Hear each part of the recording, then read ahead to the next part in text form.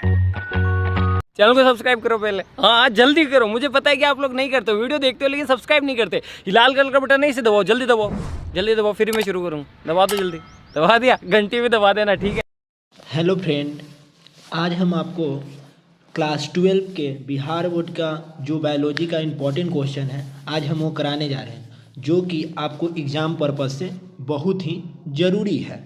चलिए हम बात करते हैं सबसे पहले क्वेश्चन नंबर 1। एक स्वस्थ महिला के पूरे जीवन काल में उत्पन्न कुल अंडों की संख्या कितनी होती है? पहला ऑप्शन आपका कितना है? 4000, 400, 40, 365। तो इसका सही आंसर क्या होगा? इसका सही आंसर होगा आपका 400। ठीक, चलिए अब हम आगे बढ़ते हैं। दूसरा क्वेश्चन, गर्भाशय में कॉपर टी के एक प्रभावी एवं अंत गर्भाशय युक्ति होने का मुख्य कारण क्या है? बताइए।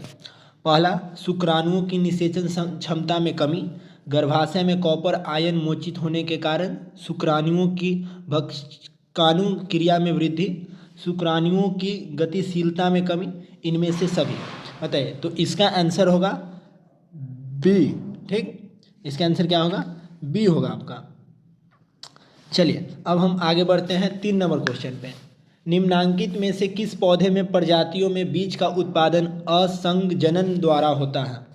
तो इसका आंसर आपका हो जाएगा सी, साइट्रस एवं आम। बस इसको आप क्या करना है कि याद करते चले जाना है। चलिए 3 नंबर में देखते हैं, सॉरी 4 नंबर में देखते हैं। एक ही स्थान पर उपस्थित रहने वाले जीन जिसकी विभिन्न अभिव्यक्ति हो क्या कहलाती है? वो क्या कहलाती है? ओकोजीन। ओकोजीन, यानी इसका आंसर क्या हो जाएगा? सी। ठीक, अब चलिए 5वां नंबर प्रश्न। सबसे अधिक तथा सबसे कम जीने वाले मानव गुणसूत्र इनमें से कौन है? बताइए। तो इनमें से हो जाएगा ए आंसर, गुणसूत्र 21 एवं वाई, जो कि सबसे कम दिन तक जीते हैं। ठीक, अब 6 नंबर का बात करते हैं। दात्र कोशिका अरक्ता प्रदर्शित करता है, तो इसका आंसर क्या हो जाएगा आपको?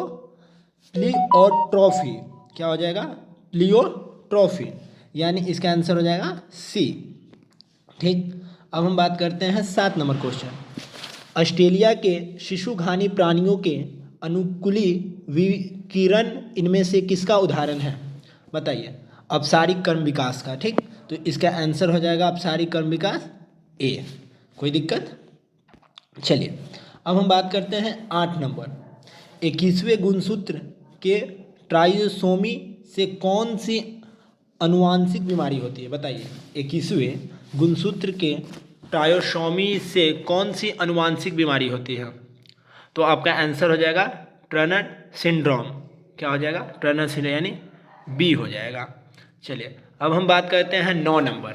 ये थोड़ा सा ध्यान दीजिएगा, थोड़ा सा इंपॉर्टेंट स्टार मार्क क्वेश्चन है। ठीक, एक सामान्य दृष्टि वाली महिला जिसके पिता वरांध हैं की शादी एक सामान्य दृष्टि वाले पुरुष से होती है, तब उसके होने वाले पुत्र एवं पुत्री में वरांधता की संभावना इनमें से क्या होगी? बताइए।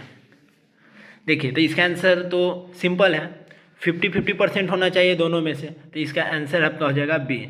ठीक, चलिए 10 नंबर का बात करते हैं। प्रतिजैविक प्रतिरोधी जीवाणु का पार्दभार इनमें से किसका उदाहरण है? बताइए। इसका उदाहरण सबसे अच्छा है ट्रांसडक्शन। ट्रांसडक्शन, यानी कि इसका आंसर बी हो जाएगा। नंबर प्रश्न देखते हैं हम लोग। सुकेंद्रकीयों में tRNA5, srRNA एवं snRNA के अनुलेखन में इनमें से कौन अंतर्ग्रस्त है? तो इसका आंसर क्या हो जाएगा आपको? RNA पॉलीमेराज। RNA पॉलीमेराज, यानी कि ये थर्ड सी आंसर है इसका हो जाएगा। ठीक, अब चलिए 12 नंबर। एक बालक का रुधिर वर्ग O है तथा उसके पिता का रुधिर वर्ग B है, तो उसके पिता का जीन प्रारूप इनमें से कौन होगा? देखिए ये थोड़ा सा भी स्टार मार्क क्वेश्चन है। ठीक, तो इसको भी थोड़ा सा ध्यान दीजिएगा। तो इसका आंसर सिंपल होगा। अरे जब बालक का रुधिर वर्ग O है, पिता का रुधिर वर्ग B है, तो IOBB होगा ना, IOBB, यानी इसका आंसर आपका B हो जाएगा। ठीक, अब बात करते हैं हम 13 नंबर। फ्लेवर सेवर इनमें से क्या है बताइए। फ्लेवर सेवर इसमें क्या है, परजीवी टमाटर है, यानी इसका सी आंसर। चलिए 14 नंबर, प्रतिबंधन एंडोन्यूक्लिएजे के लिए प्रतिबंधन एंडोन्यूक्लिएज डीएनए के एक विशिष्ट शाखा अनुक्रम को पहचानते हैं, क्या होगा इसका आंसर। इसका आंसर हो जाएगा आपका ए, पैलिंड्रामिक न्यूक्लियोटाइड अणु। ठीक, इसका आंसर ये हो जाएगा। थोड़ा सा बायोलॉजी का सब थोड़ा सा डिफिकल्ट होता है उसका प्रोनाउंसिएशन में, ठीक है ना, ऐसा कोई बड़ा बात नहीं है। चलिए ध्यान दें। अब 15 नंबर हम बात करते हैं, किसी भी जीन की अभिव्यक्ति इनमें से किसके द्वारा संपादित होती है, बताइए। किसी भी जीन की अभिव्यक्ति इनमें से किसके द्वारा संपादित होती है। तो भैया मेरे आसान है, बहुत आसान है, antisense RNA, antisense RNA B होगा इसका आंसर, देख लीजिएगा एक बार। 16 नंबर, सर्वप्रथम क्लिनिकल जीन चिकित्सा का उपयोग किसके लिए किया गया था, बताइए। सर्वप्रथम क्लिनिकल जीन चिकित्सा का उपयोग किसके लिए किया गया था, तो एडिनोसिन डीएमिनेज की कमी, ठीक, उसके लिए किया गया था। जब एडिनोसिन डीएमिनेज की कमी थी ना, उसके लिए किया गया था, यानी इसका आंसर हो जाएगा आपको ए। ठीक, अब हम 17 नंबर का बात करते हैं, GAATTC किस प्रतिबंधन एंडोन्यूक्लिएज का अभिज्ञान स्थान है, ठीक, तो इकोआर यानी बी का। ठीक, अब हम बात कर लेते हैं, सर्वप्रथम निर्मित परजीवी गाय का नाम इनमें से कौन सा है, बताइए। सबसे पहला निर्मित परजीवी गाय का नाम कौन सा है, मेजी, बी। ठीक, 19 नंबर, इनमें से कौन सा निमेटोडा तंबाकू के पौधे की जड़ों को संक्रमित करता है, तो कौन करता है, काईआईएससी। ठीक, काईआईएससी यानी कि बी। ठीक, अब हम बात करते हैं 20 नंबर क्वेश्चन, आणविक तकनीक जिसमें किसी भी इच्छित जीन की अनेकों प्रति इन विट्रो संश्लेषित की जा सकती है, वो क्या कहलाती है, पीसीआर यानी बी। ठीक,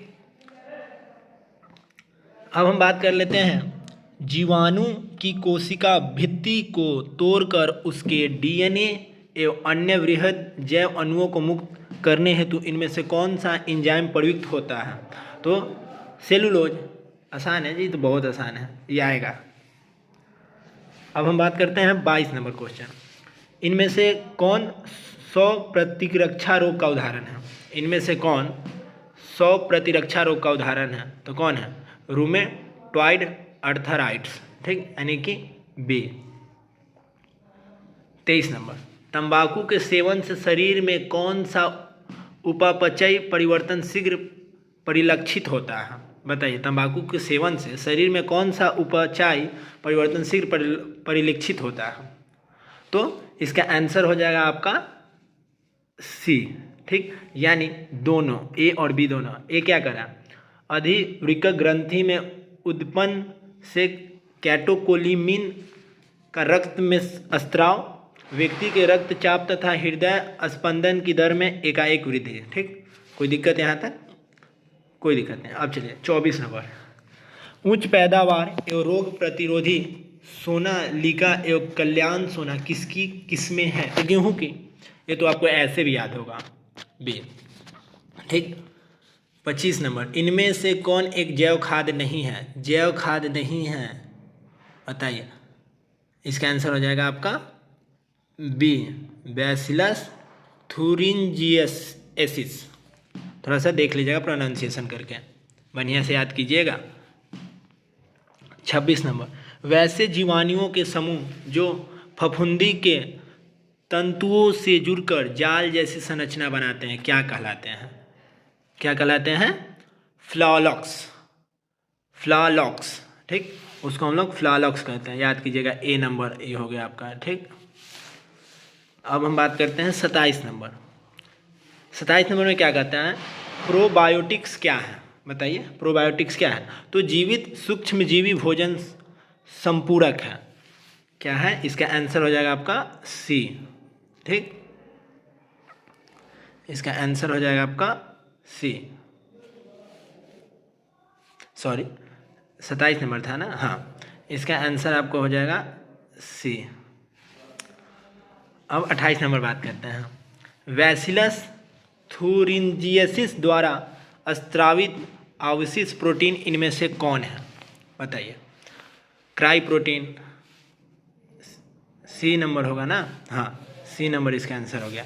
चलिए अब 29 नंबर, इनमें से पक्ष विषाणु कौन से हैं? तो ह्यूमन इम्यूनो डेफिशिएंसी वायरस, ठीक, ह्यूमन इम्यूनो डेफिशिएंसी वायरस, यानी कि इसका आंसर ए होगा, वही पक्ष विषाणु है, ठीक। अब 30 नंबर देखिए, इनमें से कौन सी बीमारी प्रतरयूरजक द्वारा उत्पन्न होती है? तो क्या होते हैं? हेज ज्वार, बी, ठीक। अब हम बात कर लेते हैं 31 नंबर क्वेश्चन। प्रकाश रासायनिक धूम कोहरा इनमें से किससे बनता है? बताइए। प्रकाश जो रासायनिक है धूम कोहरा, इनमें से कौन से ऑप्शन से बनता है? तो आसान है ना जी, क्या कहते हैं, हाँ, सल्फर डाई ऑक्साइड, सॉरी ये आंसर होगा ना, सल्फर डाई ऑक्साइड पैन एवं धुआं, हाँ, ए होना चाहिए इसका आंसर, ठीक। इसका आंसर क्या होगा? ए होगा। 32 नंबर, मनुष्य में हिम अंधता का मुख्य कारण इनमें से कौन सा है? तो इसका कारण है यूवी बीटा किरण की अवशोषण, यूवी बीटा किरण की अवशोषण, ठीक। 33 नंबर, वायुमंडल के निचले भाग से शिखर तक वायु स्तंभ में ओजोन को मोटाई किस इकाई में मापी जाती है? डाप्सन इकाई, आसान तो है जी, डाप्सन इकाई, ठीक। विश्व में पाए जाने वाले जैव विविधता हॉटस्पॉट की संख्या इनमें से कौन सी है? बताइए। जो जैव विविधता है हमारे देश में, पूरे देश में, वो कितना है? तो 34, ठीक, 34 याद रखिएगा। ये संख्या जनरली कभी कभी चेंज करते रहता है। 35 नंबर, इनमें से कौन सी ग्रीन हाउस गैस है? बताइए। इनमें से कौन सी ग्रीन हाउस है? मीथेन, कार्बन डाइऑक्साइड, क्लोरोफ्लोरो, इनमें से सभी होना चाहिए आंसर। ये सब मीथेन गैस है, ठीक। क्लोरोफ्लोरोकार्बन ये आपका कहाँ से? जो भी आपका कूलिंग अप्लायंसेस होता है वहाँ से निकलता है। ये जो भी ठंडा फ्रिज वगैरह, एसी वगैरह, ये सब हमारे क्या करता है कि जो ओजोन लेयर है ना, ओजोन लेयर, उसको क्या करता है कि क्षति पहुँचाता है, ठीक। जिसके वजह से हमारे प्रकाश की जो किरणें हैं वो धरती पे उसका रेडिएशन तेज हो जाता है, ठीक। चलिए